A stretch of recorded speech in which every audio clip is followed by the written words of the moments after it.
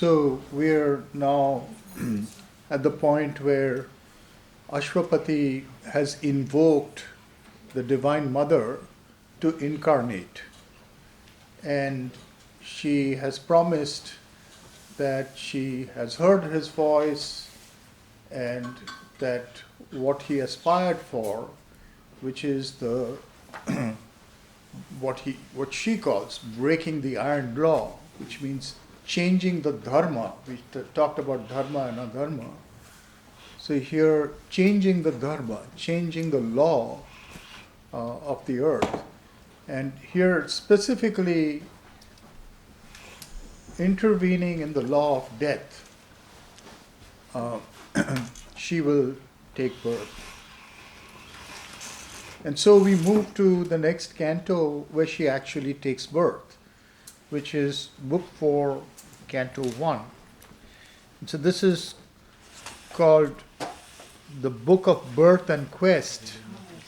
And we move from the yoga of Ashwapati to the yoga of the mother, her birth and then her yoga. And it's interesting that we are not told, we were just discussing how long this yoga of Ashwapati lasts. But we are told that from a very young age, he is doing his yoga. He's aspiring and doing his yoga, and it culminates at this point.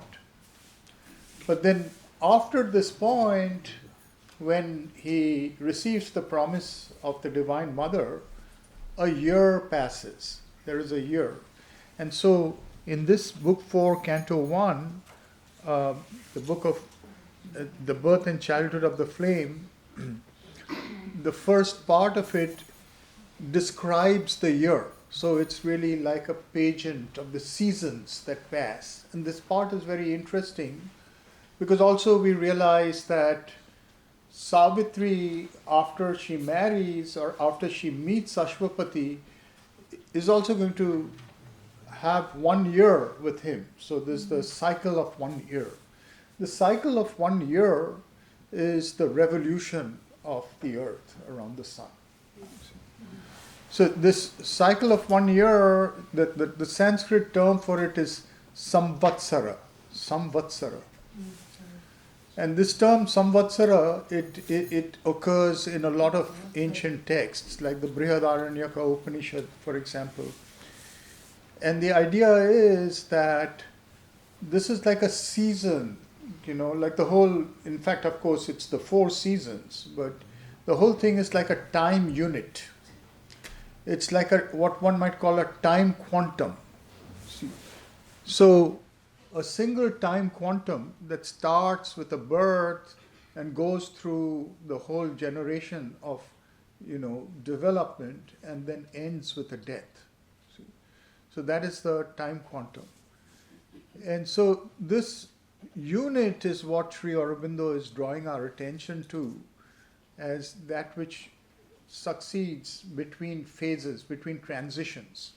And after the experience of Ashwapati, one such, it's like a pregnancy of experience. His experience undergoes this whole year cycle. And then, so he describes this cycle in terms of the seasons very beautifully, but I won't go through that. And at the end of that, Savitri is born. And so we will now consider the early life of Savitri and how Sri Aurobindo portrays her as a Shakti avatar from the very beginning. So when he comes through, he actually starts with the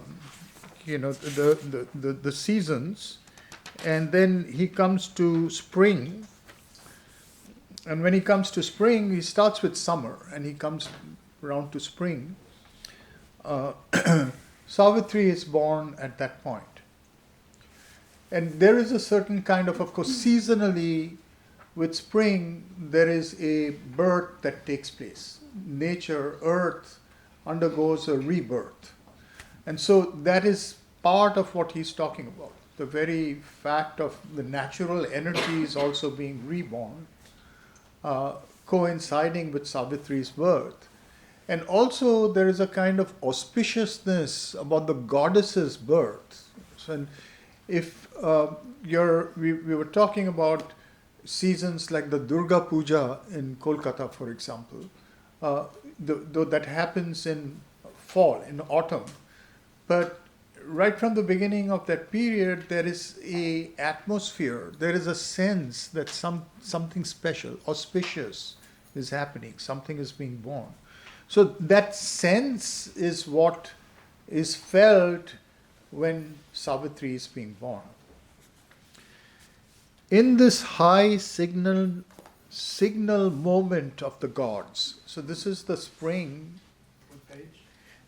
This in this older book is 353. And this one is the book of birth and Christ. Yeah, Birth and childhood of the queen. yeah, 353. In this high signal moment of the gods, answering earth's yearning and her cry for bliss, a greatness from our other countries came. This greatness from the other countries, this is the atmosphere of the intervention. Something is coming from another consciousness, and it's filling our earth with a presence. A silence in the noise of earthly things. So underneath the surface, as if there's a deeper silence that enters. Immutably revealed the secret word. A mightier influx filled the oblivious clay. So again, clay here, the matter, the material element of the earth, something is filling it, another consciousness. It seems as if matter itself is enlivened by an influx. A mightier influx filled the oblivious clay. That's like Mrinmai Techinmai. Yes, That's like yes. In the Chandi, yeah. Mrinmayi means. Firstly, it means matter. Mrinmayi is that which is dead. Mrit, from mrit. But mrit is also mitti, means earth, mud, clay. So that which is dead, that which is clay, Chinmayi is full of consciousness. The consciousness fills the matter of death, so to say. A mightier influx filled the literally, that's what he's saying over here. A lamp was lit, a sacred image made. So this sacred image, of course, is the birth of Savitri, but it's her soul in a sense. And again, you can see the parallel with the goddess being formed. A lamp was lit, a sacred image made. A mediating ray has touched the earth, bridging the gulf between man's mind and God's. So this suddenly, and it's interesting to see also how the tense changes. See, before this, we see the past tense, immutably revealed the sacred word or the secret word. A greatness from our other countries came. Something is happening as if in the past. But now a mediating ray has touched the earth, bridging the gulf between man's mind, and there's an immediacy, there's a presentness to it. There is an eternal event taking place.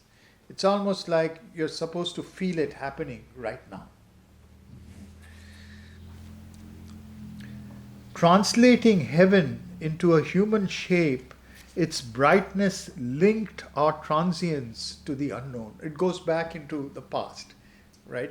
So this event happens and it links our transience, which is the temporality, the changeful nature of our time, with the unknown. A spirit of its celestial source aware descended into earth's imperfect mold, and wept not fallen to mortality, but looked on all with large and tranquil eyes. Again, this is a darshan image.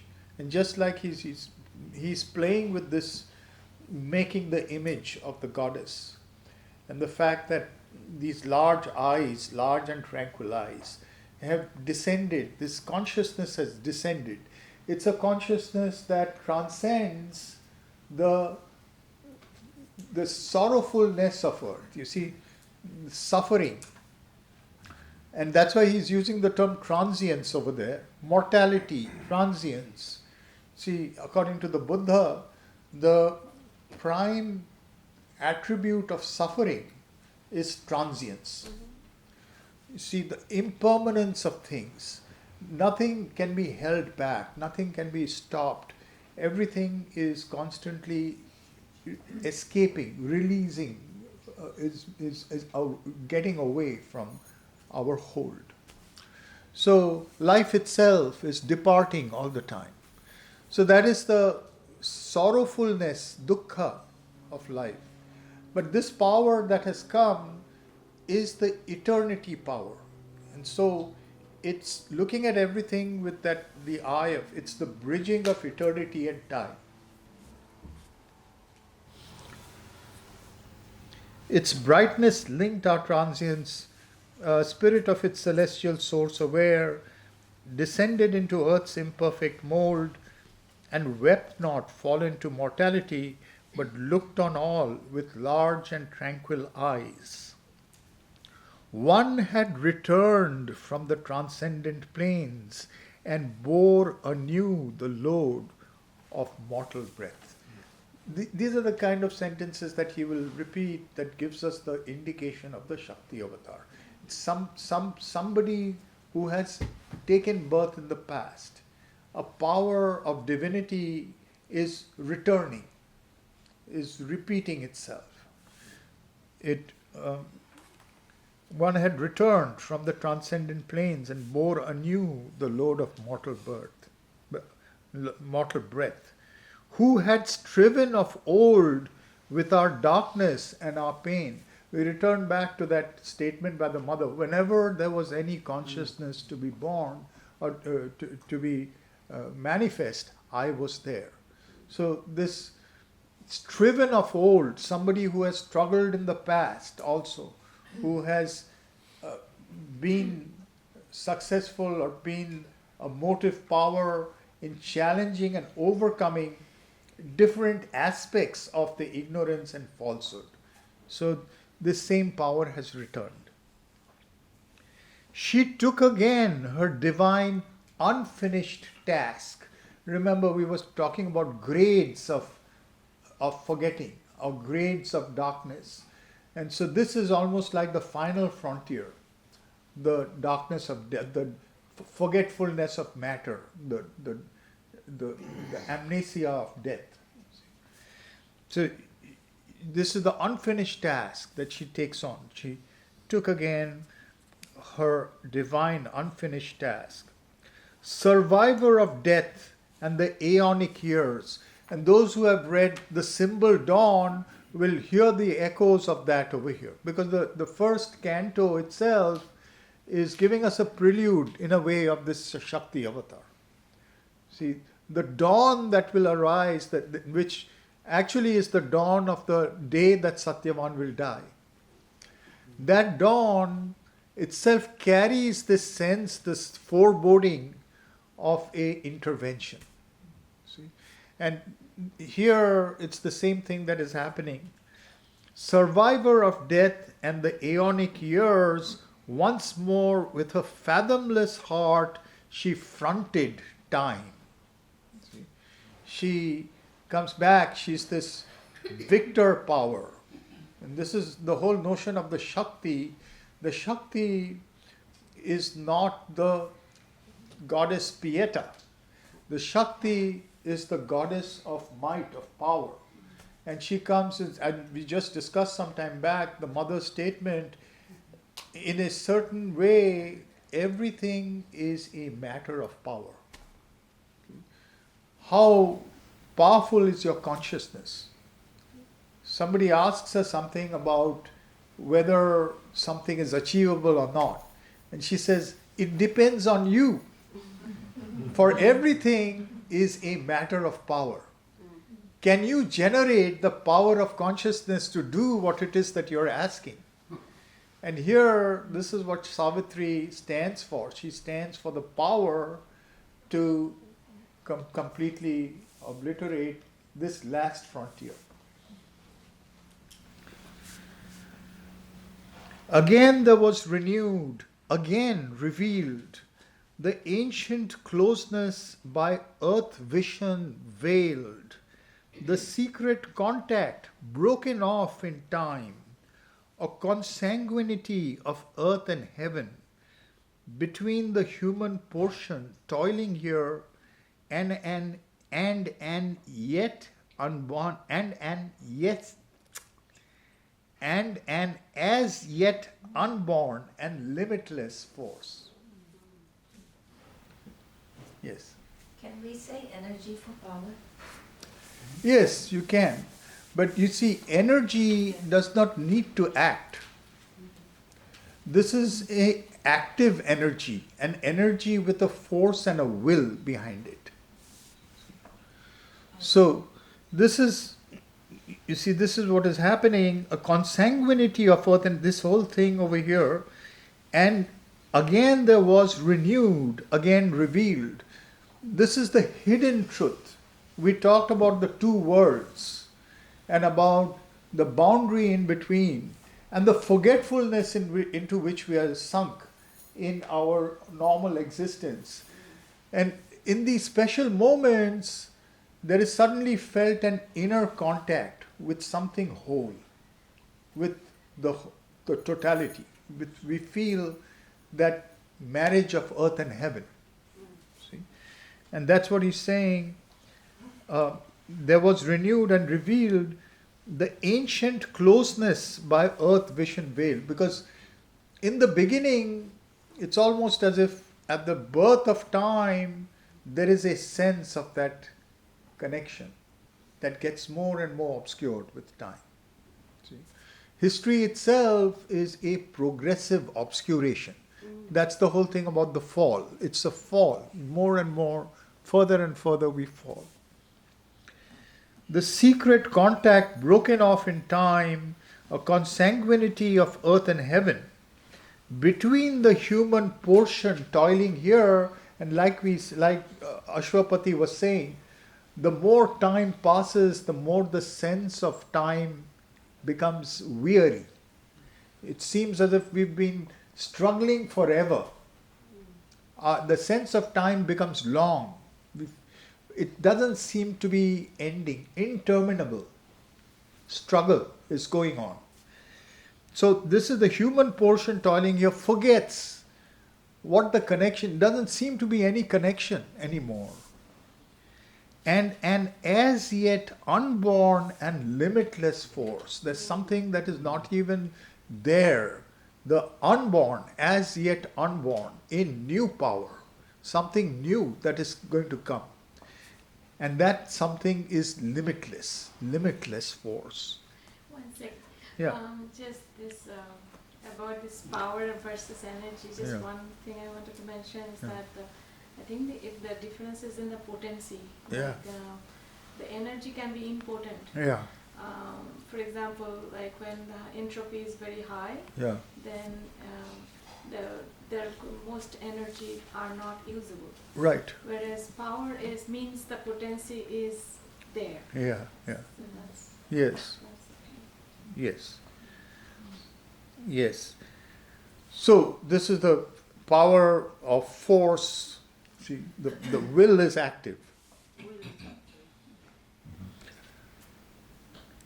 Again the mystic deep attempt began, the daring wager of the cosmic game. So it's almost as if now something, a sense in the cosmos being a kind of a wager, like a kind of a, almost like a kind of a game in which something is challenged a challenge, a wager of the cosmic game. For since upon this blind and whirling globe, earth plasm first quivered with the illumining mind, and life invaded the material sheath, afflicting inconscience with the need to feel, since in infinity's silence woke a word, a mother wisdom works in nature's breast to pour delight on the heart of toil and want, and press perfection on life's stumbling powers. See, this is the birth of consciousness.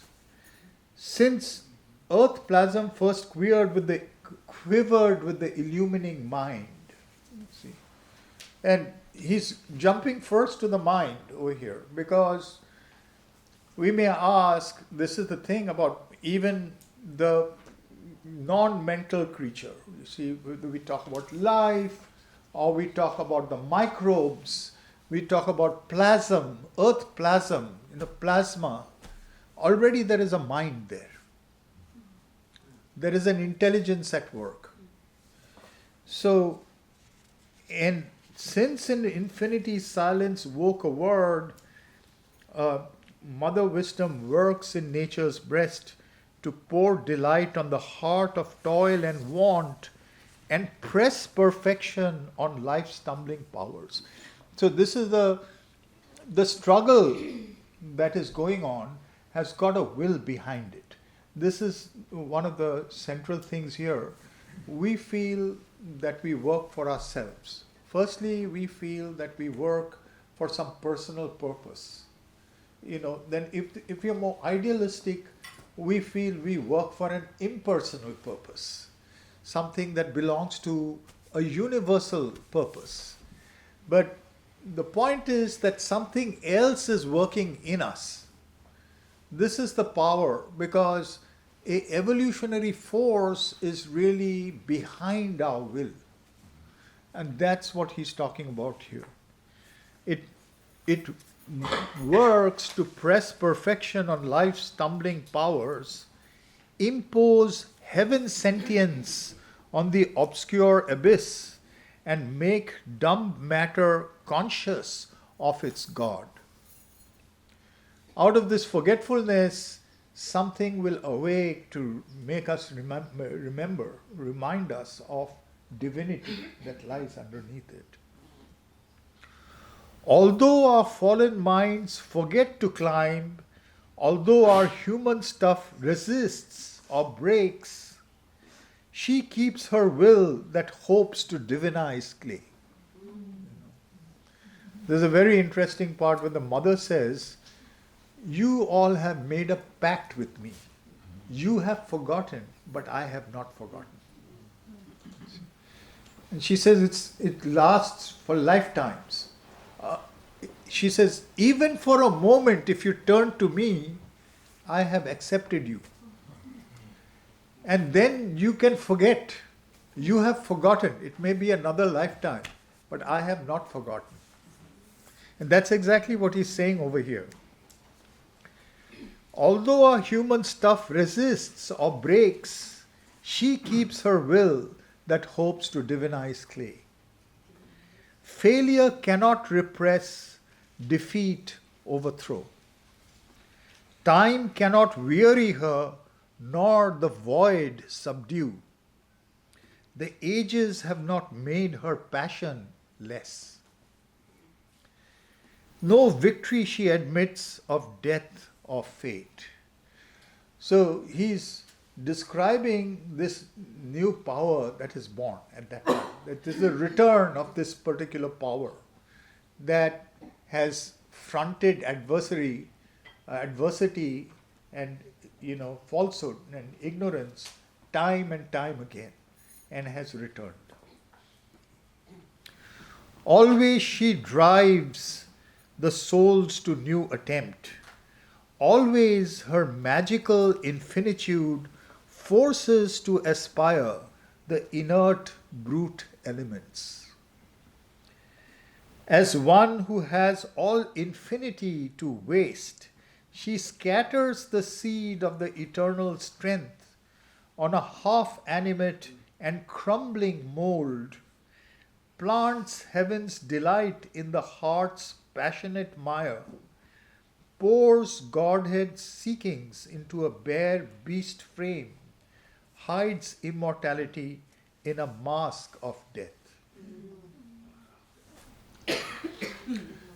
So there's this sense of scattering. We were talking about the dispersal of the fragments. So here she's scattering these blessings. She's scattering the seeds of divinity on the crumbling mold. The crumbling mold is this kind of, moving towards chaos, the movement towards adharma. And she will not stop.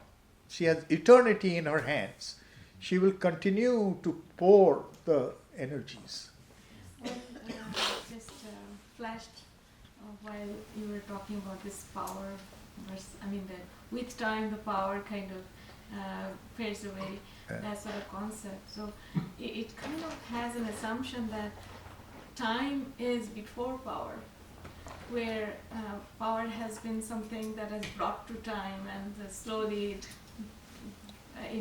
fades away. Yeah. Whereas if the power is before time, Yeah. Power is the thing that Brought about time. Brought about time. Yeah. Then the rule reverses. True. Yeah. So it's like time and history itself is following a certain law by which it seems to forget, but there is a power that's achieving something through that and returning. But at the same time, the struggle is going on, and that power is both are true, as if it has forgotten and returning, and caused the forgetting as well.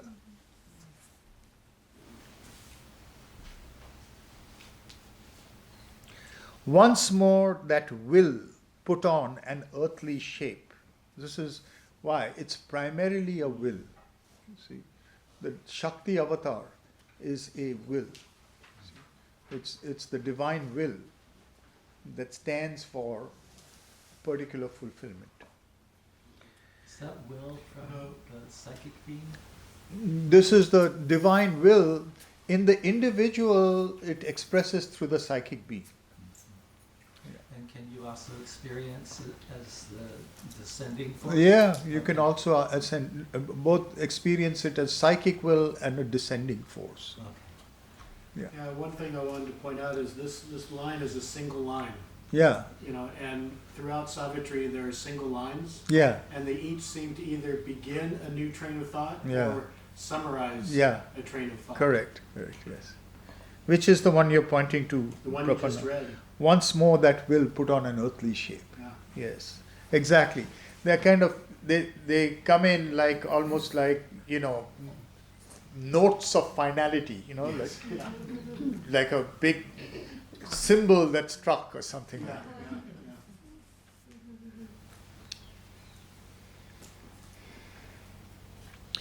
Yeah. A mind empowered from truth's immutable seat was framed for vision and interpreting act.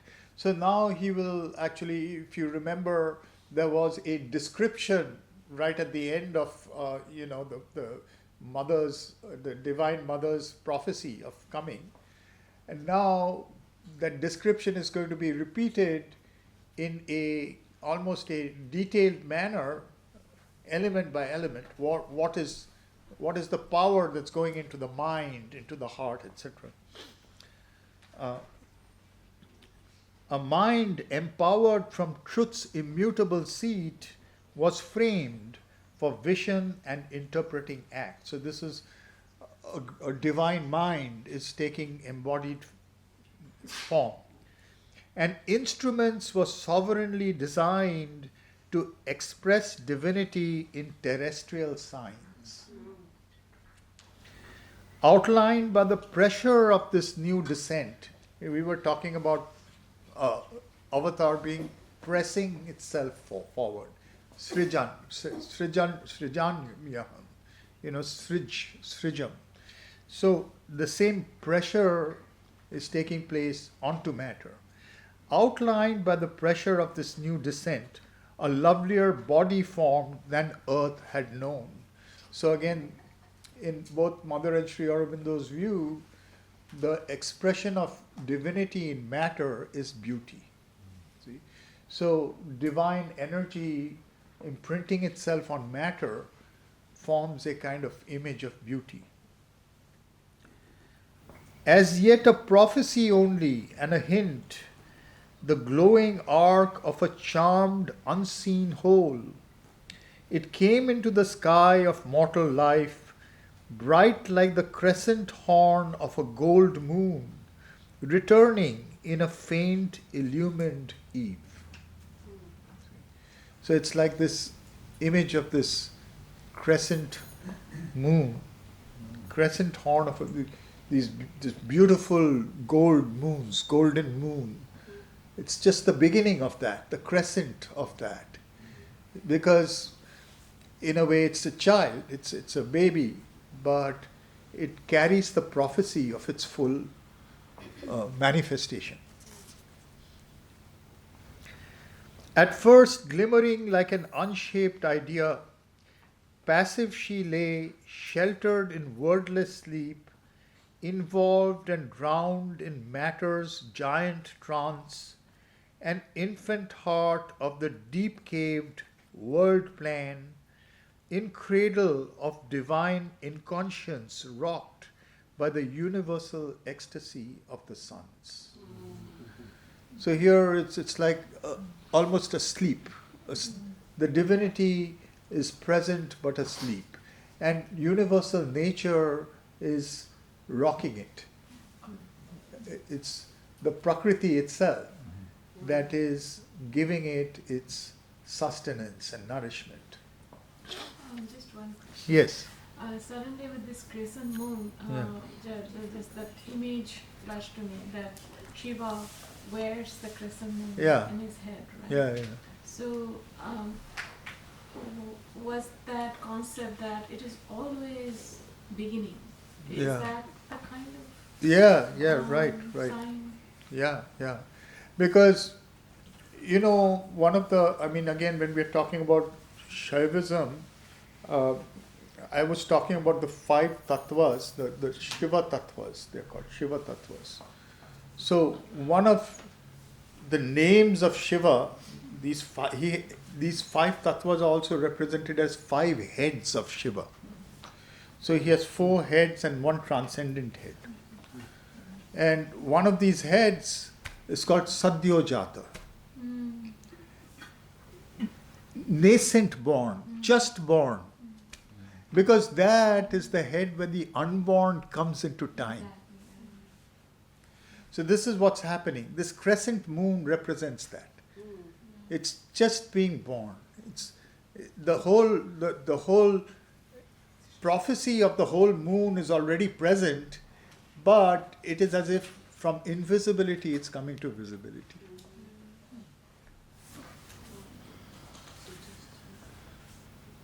Some missioned power in the half-wakened frame nursed a transcendent birth's dumb, glorious seed for which this vivid tenement was made.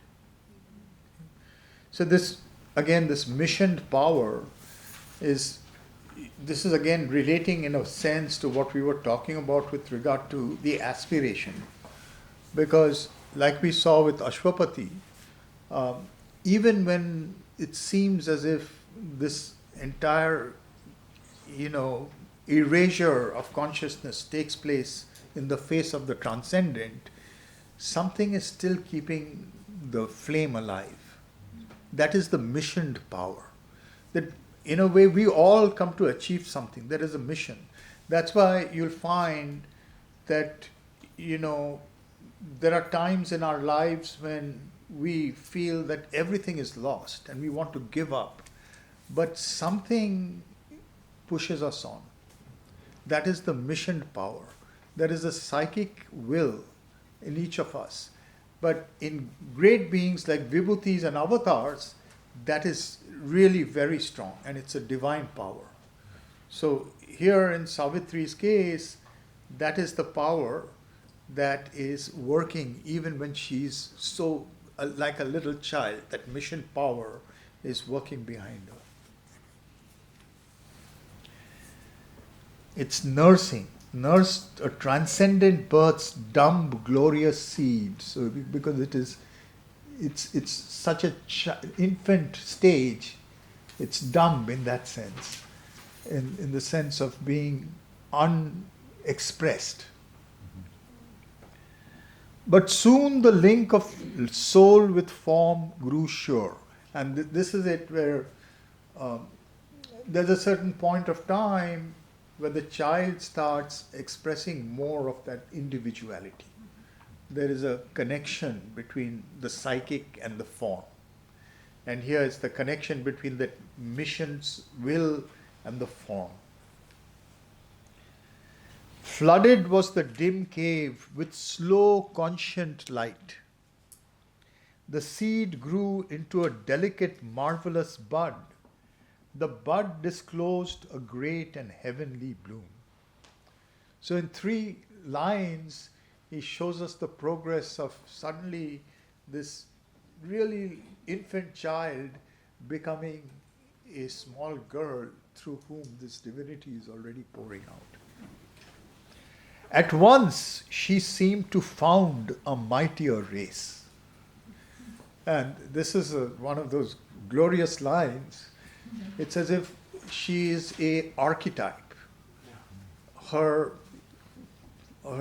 child form is a presage of another species, a mightier race. Arrived upon the strange and dubious globe, the child, remembering inly a far home, lived guarded in her spirit's luminous cell, alone mid men in her diviner kind. Because she's come from somewhere else. This is a alien space for her. So coming into this earth, this is a strange and dubious globe. There's an ambiguity about this earth for her.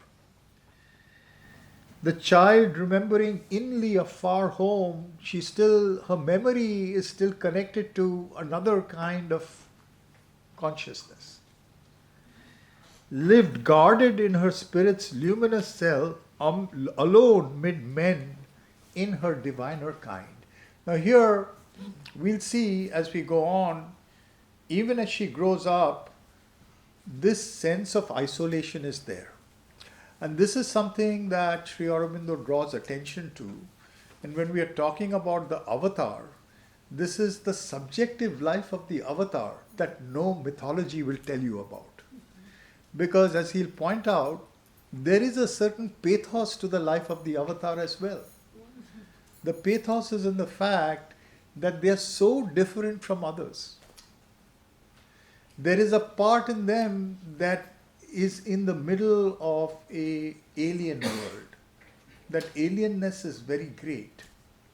There's a sense that others, as he will be very explicit about it later, when he's talking about Savitri, that Savitri is trying to make everybody like herself, trying to come close to others, and yet she is far away from them. And in a way, we see this in the life of Sri Aurobindo and the mother as well. Is it because of lack of receptivity from... Not only that, it is lack of receptivity, but it is almost natural because what we were discussing, the fact that humanity takes these multiple births within the ignorance. And yet we are all divine. At the same time, the law of the ignorance courts us in a way that it does not this kind of being that's so self-conscious. So there is a distance between that state of consciousness and the deep forgetting in which the entire everybody else is sunk.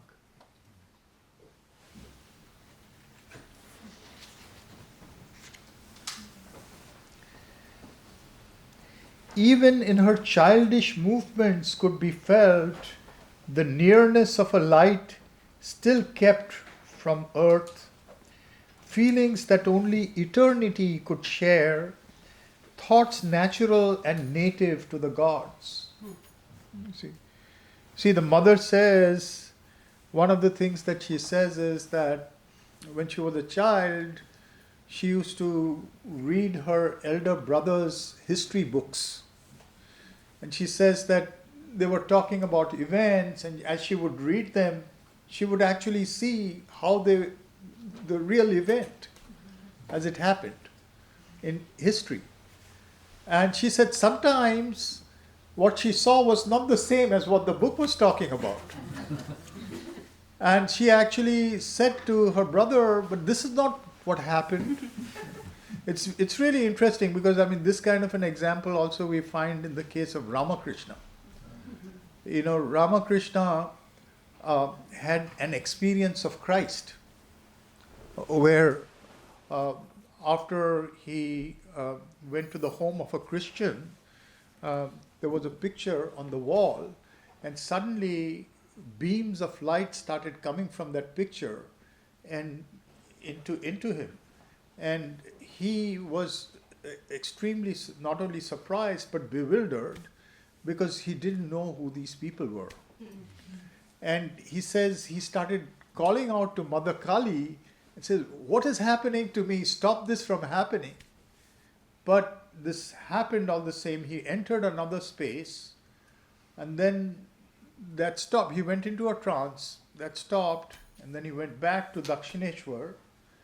And he says he was walking along a street, and suddenly in the distance he saw a being, and that being turned towards him, and he heard the words, astral words, "This is the Christ who took his birth for the good of mankind." And he says immediately he saw that being start walking towards him and just walked into him and disappeared. And then much later, somebody shows him a picture and he says, "Oh no, this is not Christ." He didn't look like this at all. So I'm saying this because there's a kind of veracity to these experiences where you trust them so much that you feel that just like the mother, she would trust her vision more than what the page is saying. And then she says that up until that time, I thought everybody experienced things like this. And then I suddenly realized that no, they don't see what I'm seeing. See? So this is an example of what she's talking about over here. The consciousness is actually already different. It's seeing things and experiencing things differently from what normal human experience is. So he's feelings that only eternity could share, thoughts natural and native to the gods. As needing nothing but its own rapt flight, her nature dwelt in a strong separate air, like a strange bird with large rich-colored breast that sojourns on a secret fruited bough, lost in the emerald glory of the woods, or flies above divine unreachable tops. Harmoniously she impressed the earth with heaven. This is another one of those one sentence. After this entire description, he'll summarize it. Harmoniously she impressed. Again, the term impressed is being used in that sense of pressing. She impressed the earth with heaven. Aligned to a swift rhythm of sheer delight, and singing to themselves, her days went by. Each minute was a throb of beauty's heart. The hours were tuned to a sweet-toned content, which asked for nothing, but took all life gave, sovereignly as her nature's inborn right. Near was her spirit to its parent sun, the breath within, to the eternal joy.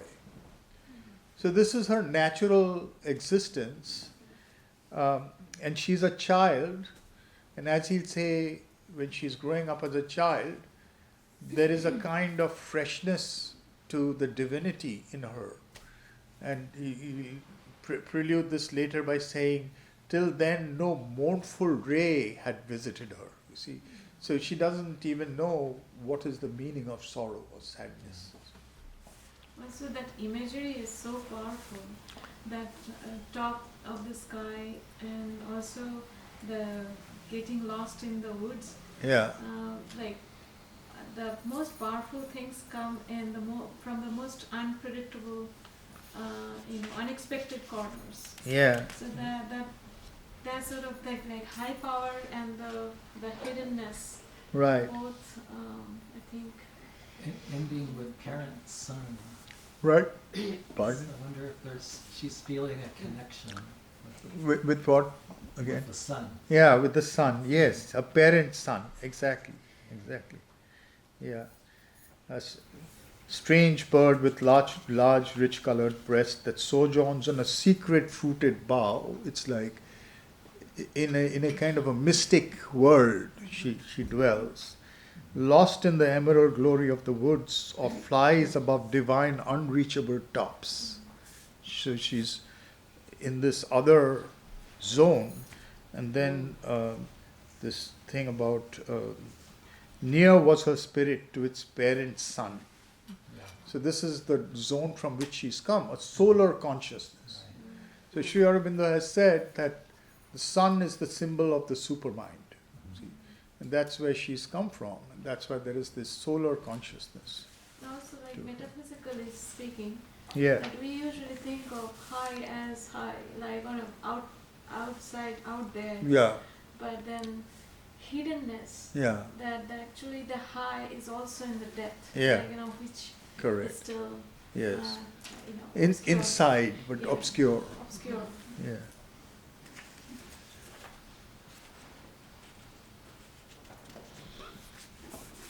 So we continue a little bit later. Even when she bent to meet earth's intimacies, her spirit kept the stature of the gods. It stooped, but was not lost in matter's reign. So this term stooped, the mother has also used for Sri Aurobindo. She actually says that when she came to meet Sri Aurobindo in 1914, and then when she finally came in 1920, particularly that first time, he was surrounded by some of the revolutionaries who came with him, and he would act just like them. It's like they were at the same level with him. They used to share the same towel. Everything was, and he used to, it was a kind of a quasi-bohemian life. People went to play, they used to drink, and all kinds of things were going on, and he was just in the middle of all that, just like he was just one of them. And then the mother says that she started putting things in place. And then at one point she said exactly this, that nobody realized how much he stooped to be like them.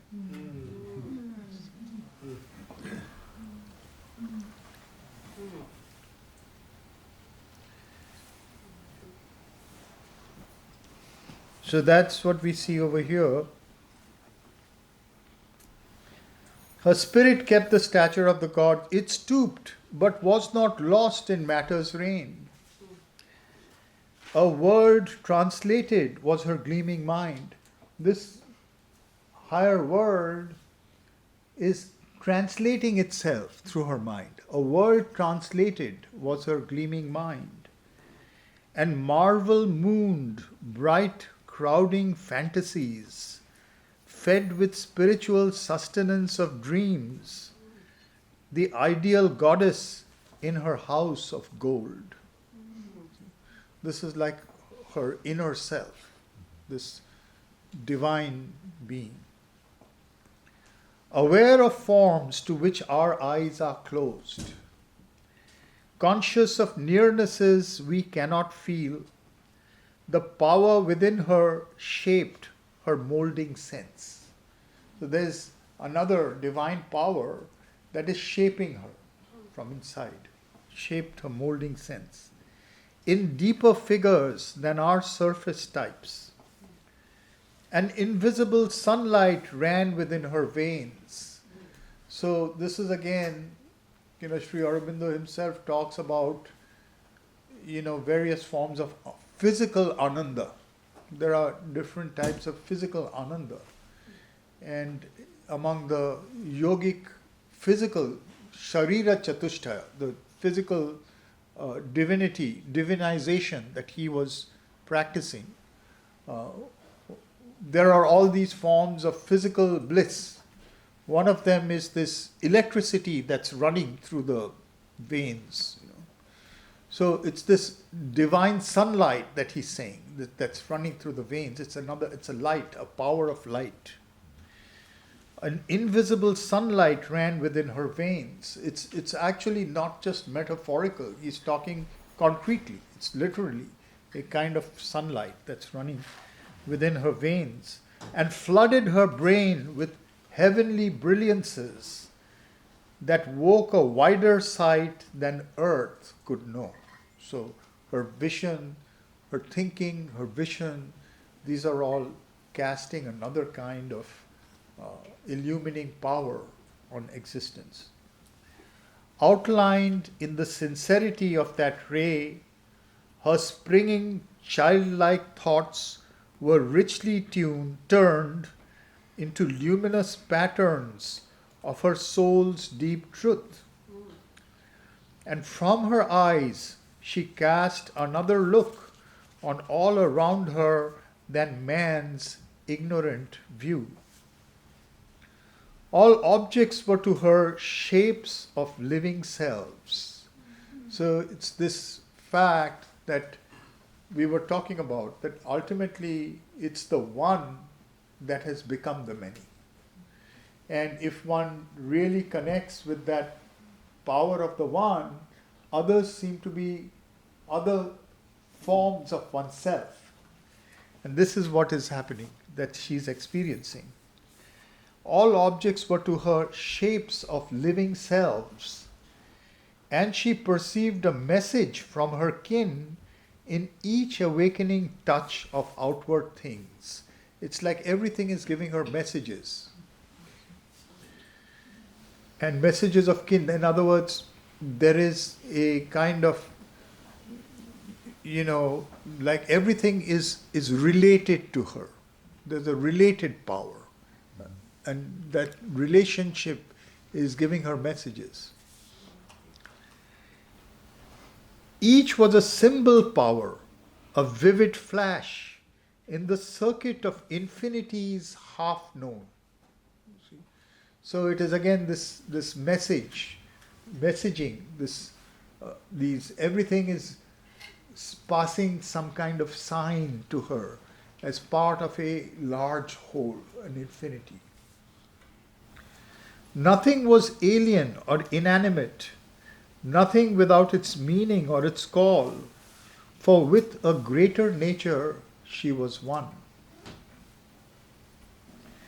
As from the soil sprang glory of branch and flower, as from the animal's life rose thinking man, a new epiphany appeared in her. This is again a sentence like that one where he's saying she seemed to found a greater race. You see, because here there's an evolutionary quality, as you see. As from the soil sprang glory of branch and flower. In other words, plant life is a new evolutionary power coming from matter. As from the animal's life rose thinking man. So just like from the animal, another evolutionary power is rising, a new epiphany appeared in her. This is as if divinity is the evolutionary consequence of the human. And that is appearing in her. A mind of light, a life of rhythmic force, a body instinct with hidden divinity, prepared an image of the coming God. So this is like a kind of a prelude to the supramental being. Yes. Later, Aurobindo talks about the mind of light. Yes.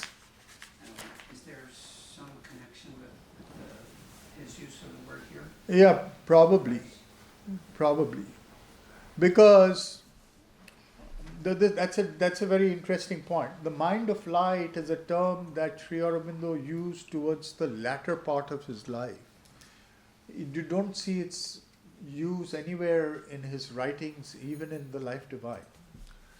But when he used it, when somebody asked him what it was, he said it is the supramental light working directly in the brain mind. So it's something that has come down into the brain. And now, when Sri Aurobindo passed away, one of the statements that the mother made a little after that is that as soon as Sri Aurobindo had died, the mind of light translated itself from him to me. So this power that he seems to have developed towards the end of his life, which was a bringing of the supramental light into his brain activity, that is what he's talking about. And of course, astounding. yeah, that's what he's talking about. Here he's claiming that, the mother had it from the very beginning, but of course she's saying that it translated itself to her at that time. So I would say, yes, I would say he is talking about the mind of light as the same term. Because when he's writing some of this, that's when this is happening.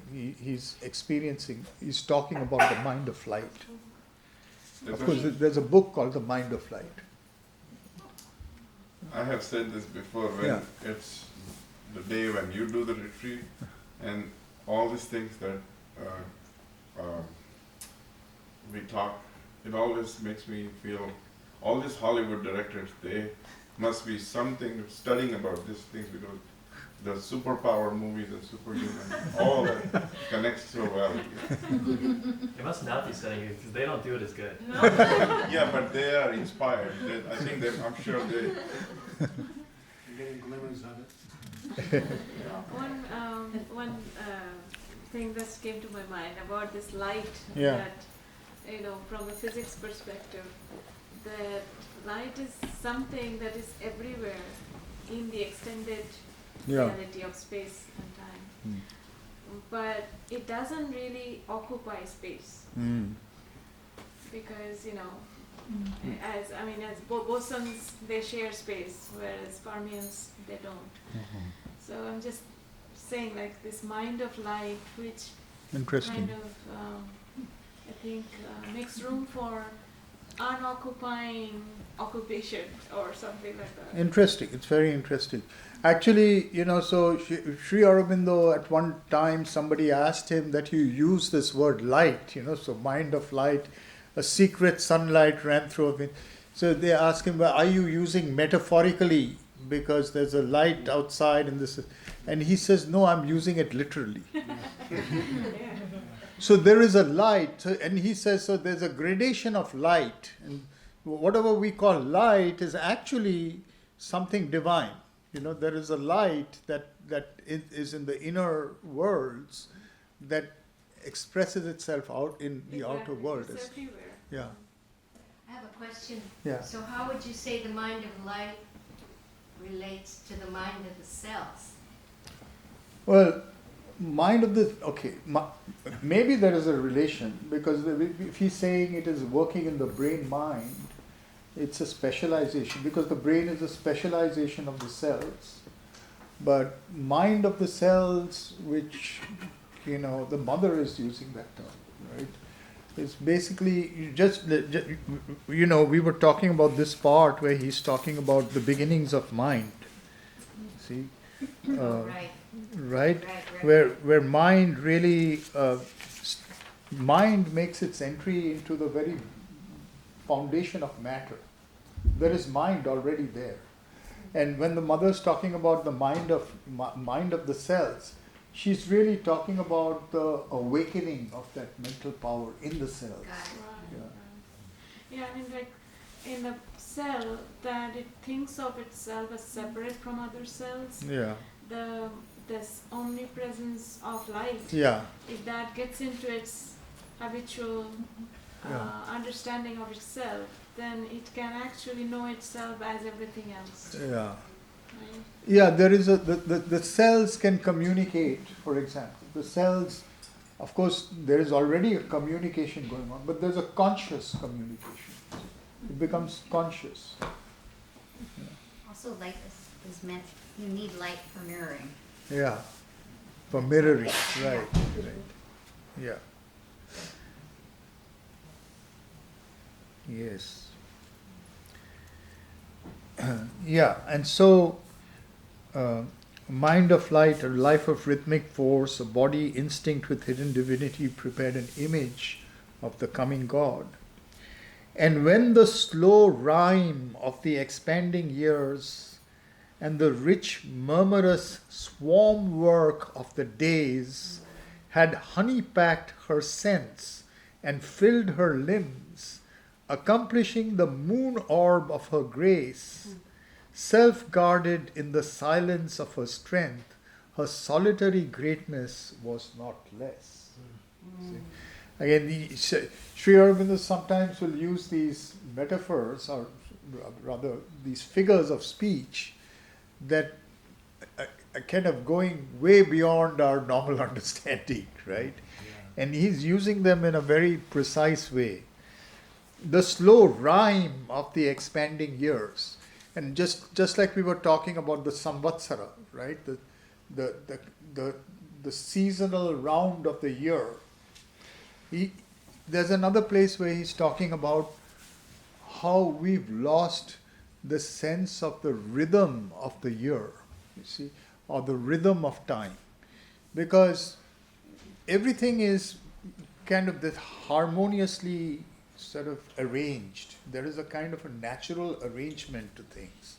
So this slow rhyme of the years is really the harmony of the power of the years that is actually harmonizing her. The slow rhyme of the expanding years, because the years build on top of each other. They are causing us to progress. See? So the growth of Savitri is something that is in harmony with time's unfoldment, and the unfoldment of the seasons and all that is the kind of linked togetherness and rhyme, as he's saying, of time. And the rich murmurous swarm work of the days. So this murmurous swarm work, here you're immediately brought into the thought of the bees. See? So, it's like a swarm, and he's using it for the days. See, just like the rhyme work of the years, there's the rhyme work of the years and the swarm work of the days. See? So, like, the rhyme work is more like a cyclic, you can see the rhythmic waves, see something much larger, and the swarm work is happening at a kind of a minuscule level, almost a probabilistic level. You see, the swarm is something which is happening on a immediate basis, on a sort of a probabilistic basis. So that swarm work that is happening from day to day, on the every day, and the rhyme work that is happening over the years, they're combining. These are combining to do what? To increase her power of bliss, had honey-packed her sense and filled her limbs. There is a kind of a ananda that's just radiating out of her. Accomplishing the moon orb of her grace. So we started with the crescent, and now we are coming to the moon. You see, so this is the circuit, the circle that is starting with the crescent and ending with the moon orb. Self-guarded in the silence of her strength, a solitary greatness was not less. So she's a self-contained power of bliss. Nearer the Godhead to the surface pressed. So the Godhead was at the start, the Godhead was sleeping. Now the Godhead is close to the surface. Nearer, again, he'll use the term pressed. This term pressed, impressed, this all refers to what I was talking about with regard to divinity pressing itself in matter.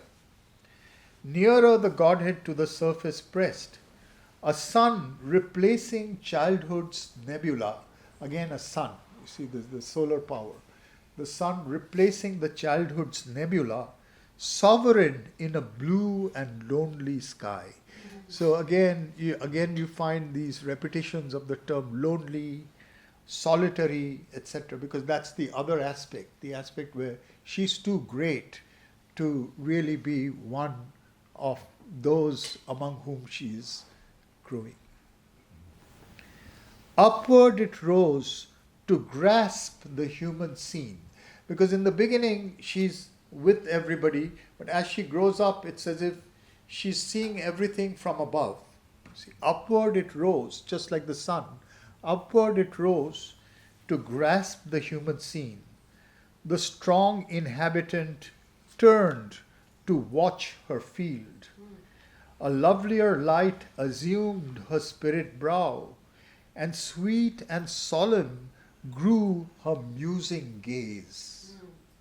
So there is something pensive that is coming, sweet and solemn. There is a solemnity, there is a kind of depth that is entering her as she is growing. Celestial, human, deep, warm, slumbrous fires woke in the long fringed glory of her eyes. So this is the expression that she's having, this celestial and human, celestial human, deep, warm, slumberous fires. There's something very deep and almost sleepy because there's a trance-like quality to it. Woke in the long fringed glory of her eyes like altar burnings in a mysteried shrine. Out of those crystal windows gleamed a will that brought a large significance to life. It's like all of life is full of significance, and her eyes are casting a will. The will is projecting that significance. Whatever she looks at is planted with significance. Holding her forehead's candid stainless space, behind the student arch, a noble power of wisdom looked from light on transient things. Again, light. So it's as if there's a kind of a studious quality by which this living light is looking on things. And then the description moves into a visionary space. A scout of victory in a vigil tower, her aspiration called high destiny down. This is what she's come for. She's more than human. She's come to change fate. So she's a scout of victory in a vigil tower. Her aspiration brought high destiny down. A silent warrior paced her city of strength, inviolate, guarding truth's diamond throne. A nectarous haloed moon, her passionate heart loved all and spoke no word and made no sign, but kept her bosom's rapturous secrecy, a blissful, ardent, moved, and voiceless world. So she has this universal love. And yet nobody knows. It's just inside her. It's this secret power.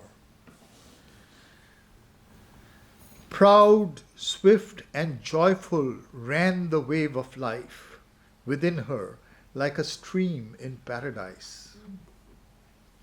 Many high gods dwelt in one beautiful home. Yet was her nature's orb a perfect whole, harmonious like a chant with many tones, immense and various like a universe. And here we were saying earlier that all the goddesses, the many different goddesses who have qualities of their own, are integrated because she's the integral goddess power. So there is a certain kind of a harmonious coexistence of all these goddesses, divine powers. Like a chant with many tones, immense and various like a universe. The body that held this greatness seemed almost an image made of heaven's transparent light. Its charm recalled things seen in visions hours. A golden bridge spanning a fairy flood. A moon-touched palm tree single by a lake. Companion of the wide and glimmering peace, a murmur as of leaves in paradise, moving when feet of the immortals pass. A fiery halo over sleeping hills, a strange and starry head alone in night. So these visionary kind of images are like her inner reality that he ends this canto with. I sense like a lot of everything coming from spiritual longing. Yeah. You know, that part of that force. Yeah. Yeah. So yes, like that what he's talking about, this aspiration that will bring heaven down. See, this scout of victory in a vigil tower, her aspiration called high destiny down. It's like a higher, a call to a higher archetype that will create a different kind of possibility on earth. From childhood, there is that force that is trying to manifest something which is based on what humanity is, but achieves the next evolutionary rung.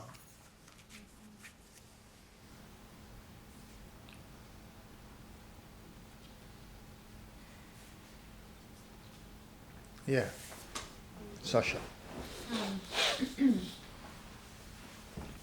It's like with these forces, like with this avatar, the aspiration that's pulling her down in the story of Savitri is one person's aspiration in the story. Yeah. But in life, like what is outside of this story? I know this story is actually, as we described, an eternal event. However, right. In the event, like a Aurobindo mother. Yeah. Which did they ever speak to which aspirations were pulling their Yeah. energies here? Yeah.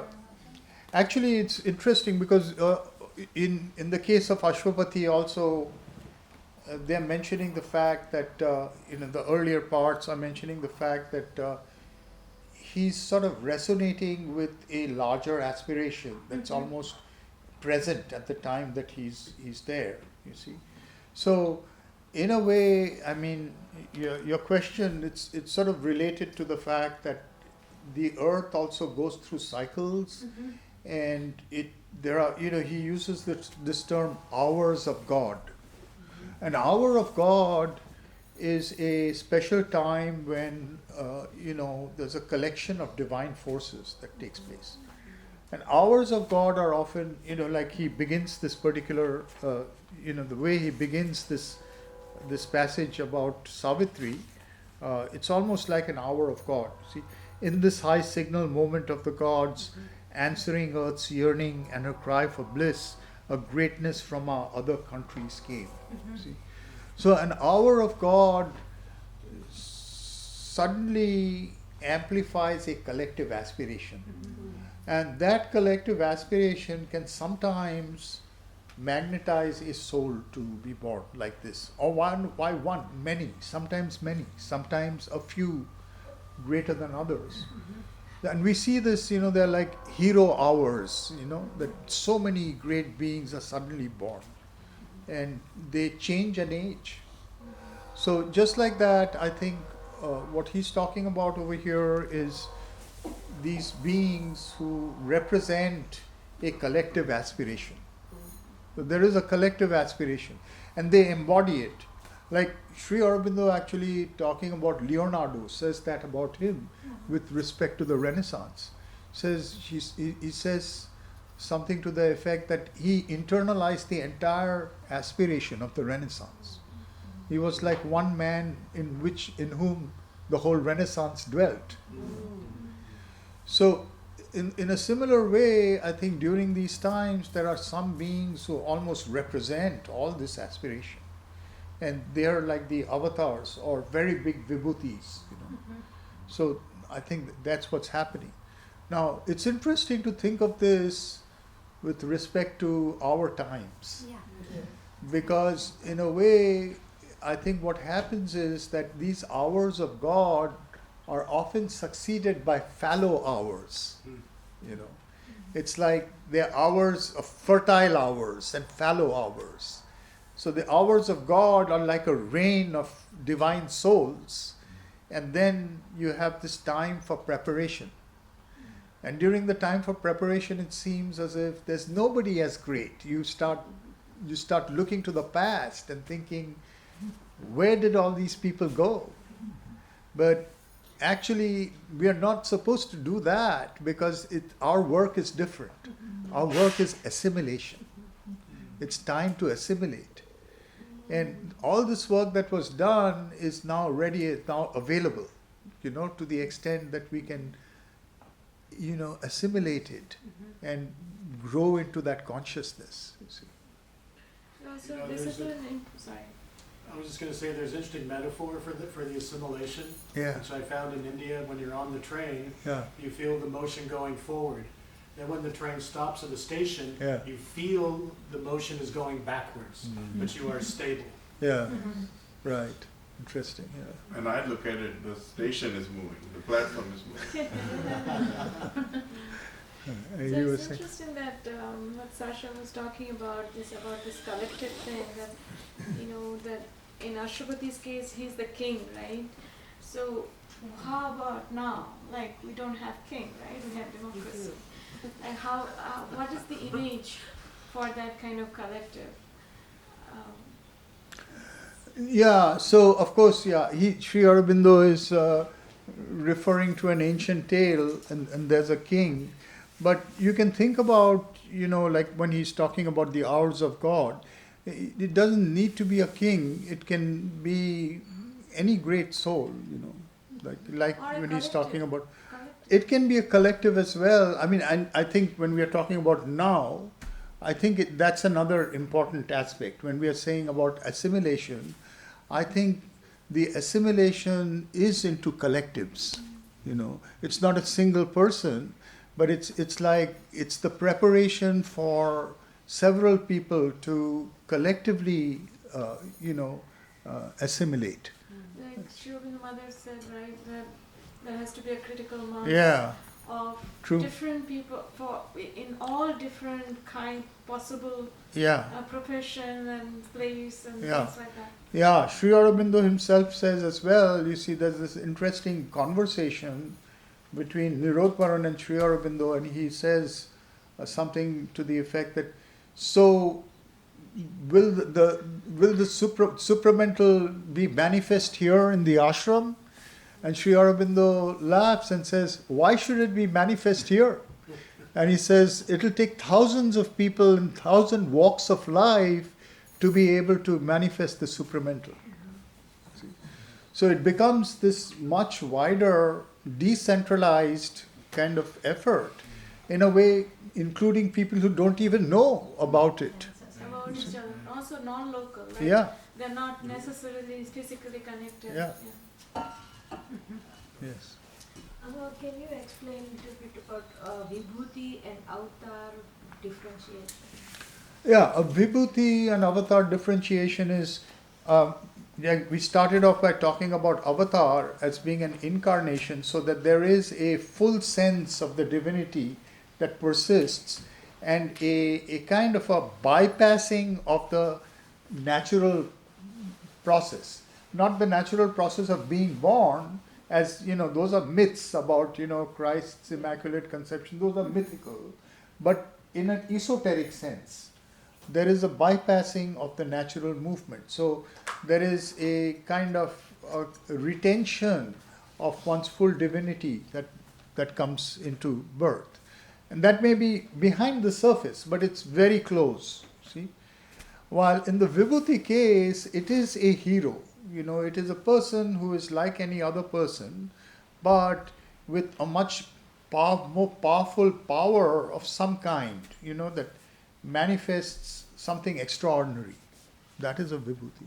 So you can call something Ramakrishna. divine is behind that person. So Ramakrishna, you can call it. Ramakrishna, Sri Aurobindo calls him an avatar. In fact, there are times in the early days, he calls him the greatest of all avatars. He has used that term, the greatest of all the Indian avatars, he called him. Yeah, in the earlier period, yeah. So in addition to the Vibhutis, there's also the Amshas? Yes. So, Amsha, and he uses the term Amsha avatar also. Yeah. Amsha, okay, Vibhuti means that it's a normal human being, but there is some divine power behind that human being that expresses itself in some powerful way. Amsha is a portion of the divine that is born. And so it is a kind of avatar, but that avatar is not a full avatar, it's a partial avatar. So, for example, in the traditional lore, Rama was born with 3 brothers. So you have Rama, Lakshmana, Bharata, Shatrughna. And they were born in a kind of like mythical way. They were born from the same germ, in a sense, you see.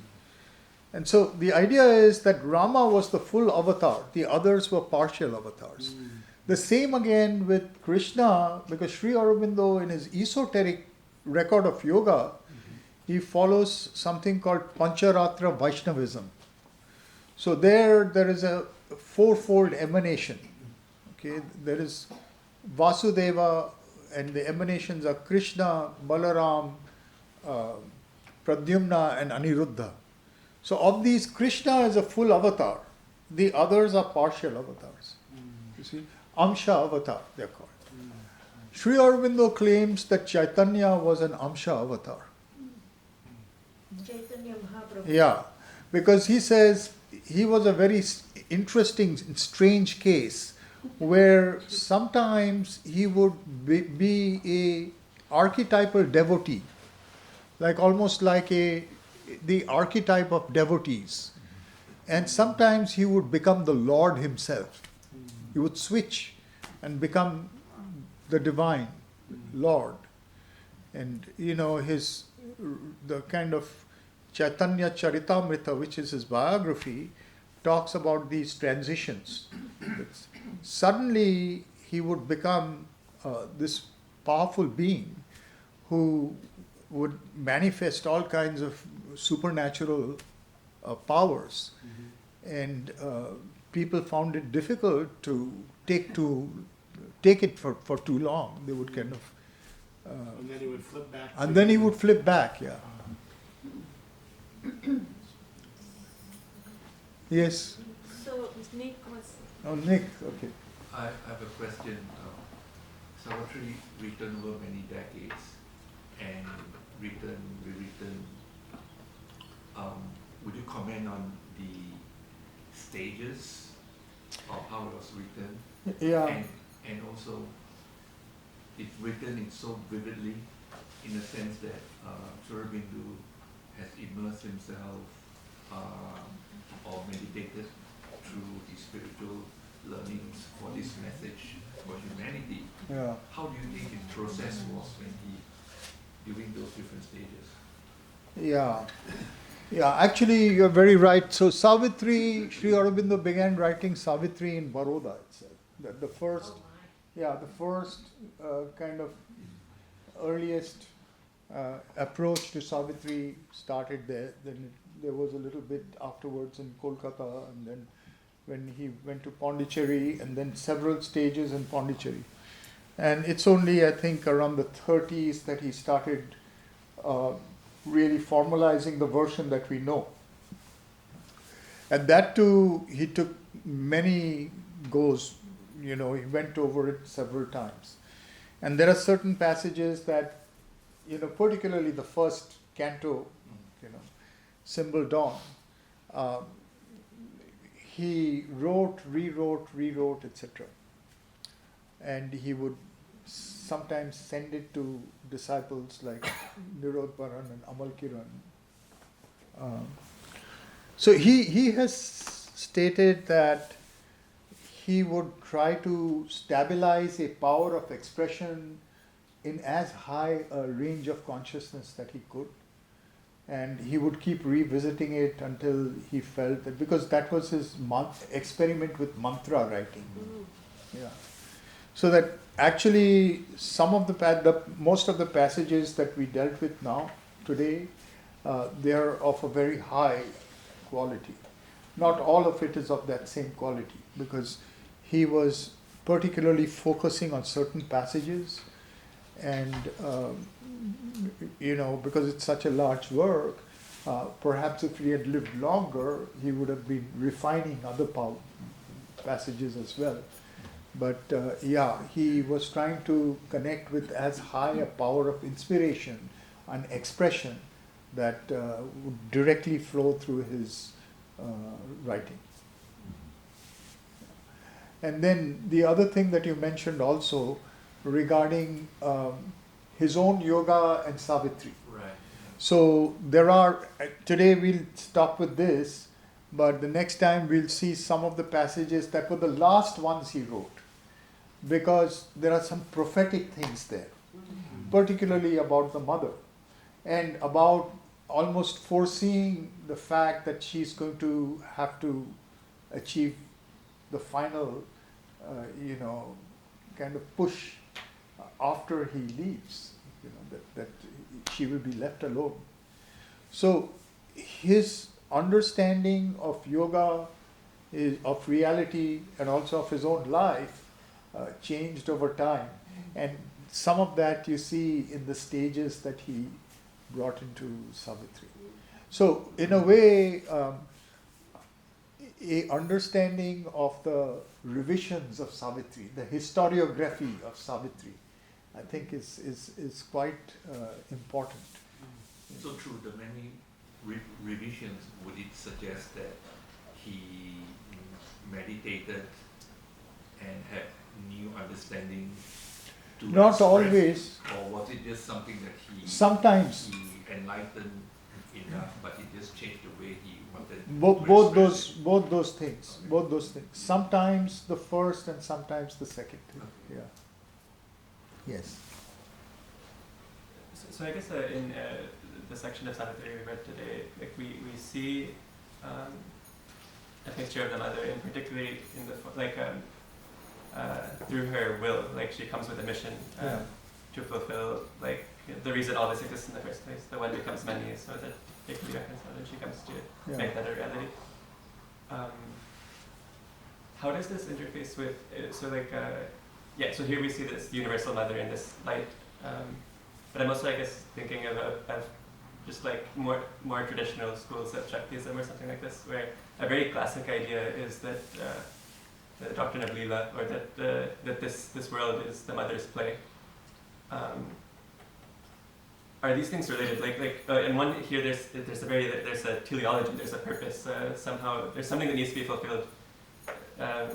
Is the play a lesser? Is it like lesser understanding of the mother, or is somehow the two reconciled? That's kind of Very good question. So sometimes there is a esoteric sense of telos in the traditional schools as well. It's not very clear and sometimes can be interpreted, but oftentimes it is, like you said, it's a kind of a horizontal play. In other words, nothing changes, but it's the play of the mother, right? Or in Vaishnav literature, it's the play of Krishna. But in a way, in the Shakta schools, it's a play of the mother in a more real sense than with Krishna, because with Krishna, the idea is the full play of Krishna only happens in the supraphysical world. This world, the play of Krishna is going on, but the whole world is the play of the separation of Krishna. Viraha is going on. But with the Shakta schools, everything is the mother's body. You see, from that point of view, there is a similarity. Because when we are talking about the cosmos having become, the mother having become the cosmos, become the material of the cosmos, right? The prakriti and matter of cosmos. That part is the same.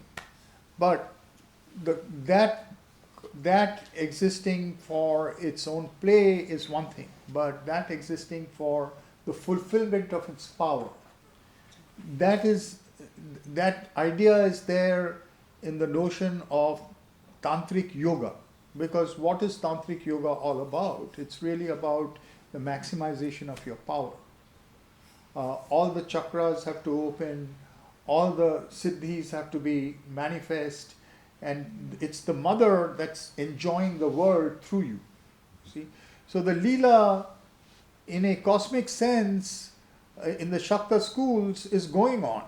But if you understand that, you are called to become a special participant in the yoga, in the Leela. Because you, as a participant in the Leela, are the mother through you as a participant. Her full enjoyment of her cosmic existence through you is the full manifestation of your power. You see? So even all the kind of so-called egoistic properties, like if you go to the Durga Puja, they'll say, Rupam Dehi, Dhanam Dehi, Yasho Dehi, Disho Jahi, right? That phrase means give beauty, give wealth, give fame, destroy the enemies, right? So it looks like the kind of height of egoism, right? But from a tantric point of view, what's being said is, use me to manifest your beauty, use me to scatter your wealth, use me to attain to glory, like he's talking about victory, the victory of the mother. So use me as your instrument and manifest through me. That's what it's about. So if we take that idea and extrapolate it, a world in which the mother is really manifesting is a world in which everybody is an instrument of the mother for all these powers to manifest, ultimately for physical immortality. Even this idea of physical immortality belongs to the tantric schools, you see. So it's the full manifestation of the Divine Mother in each of us. If that was to happen, that would in a way be what Sri Aurobindo is talking about here. Margaret. As you were explaining that, is there a connection between the tantric way of being the instrument and the instrument in the yoga works? Well, there may and may not. See, one thing to realize is that Sri Aurobindo's yoga can be practiced in a million ways. So there is no one way. But Sri Aurobindo himself says in Synthesis of Yoga, there's a place where he says that this yoga uses the method of Vedanta to achieve the goals of the Tantra. Okay? But to tell you the truth, he was writing this in way back in between 1910 and 1914 and 1920. But by the time you come to the book, The Mother, he's using the methods of Tantra to achieve the ends of both Vedanta and Tantra. So there is no one method. In his own writing, he is also encompassing many methods. Yeah, Jude. I'm wondering about the assimilation Yeah. that you were Yeah. speaking to Yeah. earlier, Yeah. and the fallow hours. And just if you could say more, like you were just speaking about the lila and how if we were able to Yeah. allow all Absolutely. this. Yeah, is that what the assimilation is? Yeah, the assimilation, as I understand it, and I mean, that's what most people understand. If you reduce the whole thing and to the method of Tantra, what is the method of Tantra in Sri Aurobindo? It is this integral surrender to the Divine Mother. You can reduce the whole thing to that. An integral surrender, that is a surrender of all the parts and all the faculties of the being brought into relationship with the Mother, brought into relationship, become receptive to her and be molded by her. Is it? That is assimilation. Yeah, I was also curious to know, like, is it tied? It seems like it would be tied to the aspiration Yeah. of each individual as well. To Absolutely. live into that. Yeah, the aspiration grows. We are very unclear about our aspiration to start with. But as this, so-called assimilation takes place, as the receptivity grows, the aspiration also becomes clearer. Yeah. Because the aspiration is given to us by the Mother. It's nothing is ours. It's her aspiration in us. As us. One second. Speaking of Sri Aurobindo's approach to Savitri and revision, one thing I've always thought that is very interesting is that the work is actually incomplete. Yeah. The Book of Death has one canto, but it's canto 3. So do we know anything about the other cantos that he had in mind, or is that just non-existent? Yeah, I think it's non-existent. I mean, they haven't found it, right? If they have found even scraps, there's a little booklet, a supplement on the revisionary history of Savitri. It doesn't contain anything about that. So evidently, what they found was Canto 3, and that's all that was available. But what I read in this last 2 pages after all the cantos is that it says it's incomplete and it's left it for a reason. So because you can still achieve a higher mental level, and so it's like incomplete for that reason.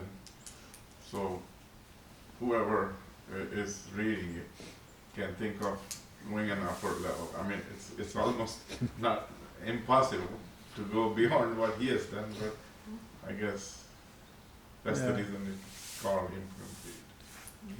So can we say that just now in the context of pure poetry Yeah. and the sound of this poetry, can we say that this is like the city of Sri Aurobindo, that's the power? Yeah. That's kind of the vehicle Yeah. that we're having. Absolutely. Dhyana. Absolutely. So, Yeah, absolutely. You're absolutely right, Sylvia. So that's why, we can talk about the aesthetics of darshan.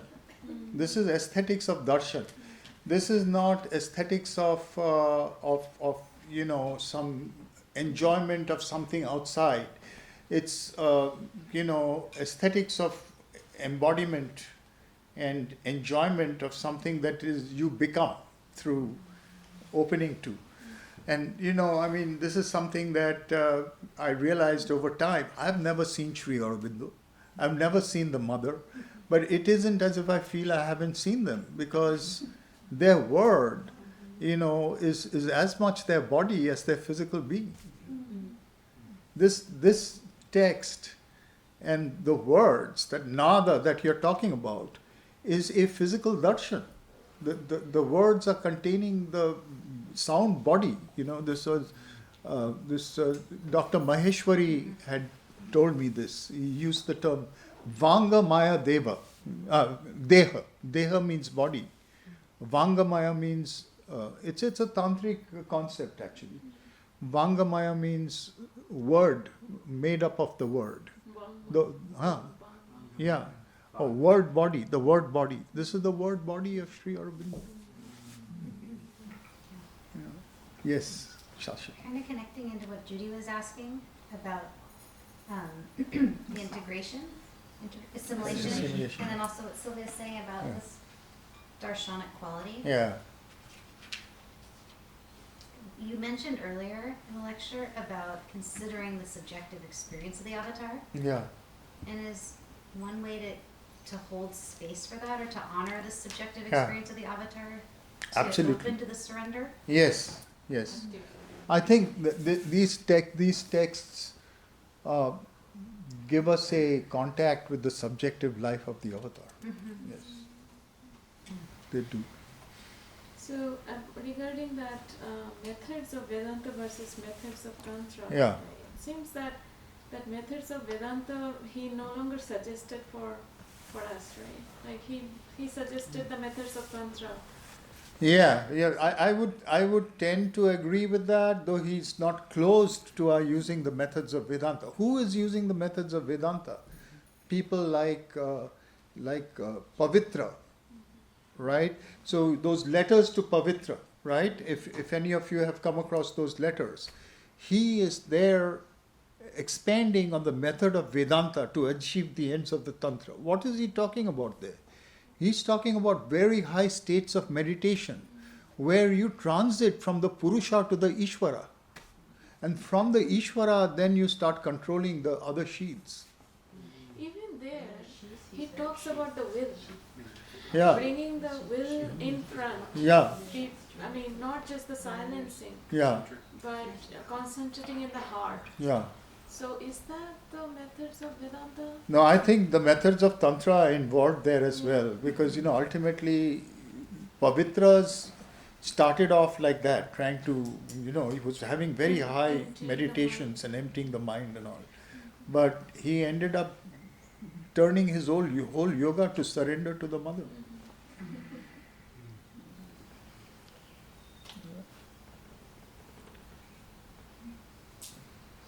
So even with regard to this notion of the avatar, I think that's the thing that, we are no longer now, physically in the space of people like Sri Aurobindo and the mother, etc. But, this is the power of the avatar. And he actually, so when he's talking about Savitri, that's how he talks about it. So you see the preamble to it.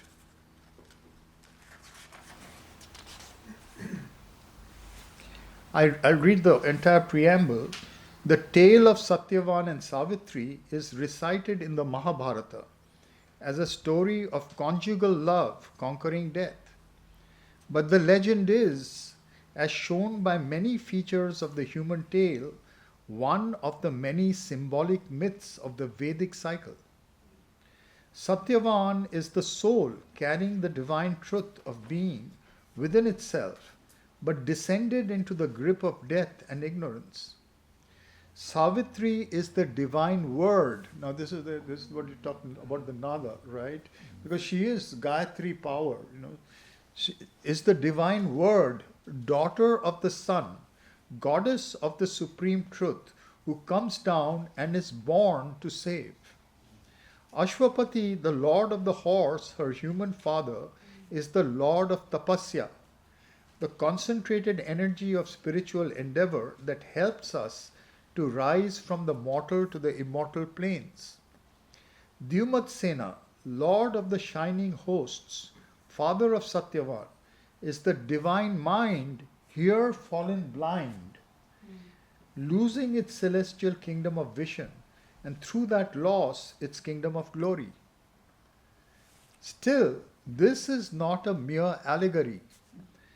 The characters are not personified qualities, but incarnations or emanations of living and conscious forces with whom we can enter into concrete touch.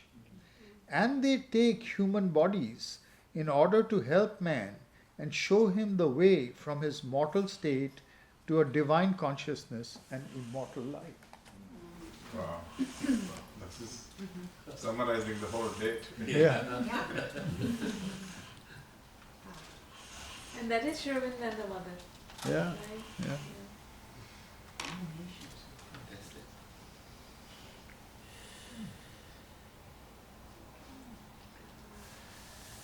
Okay, so we can end with a meditation and a chant. I think Kalpan will end us with a chant. So after the meditation, 5 minutes of meditation and then we'll do the chant.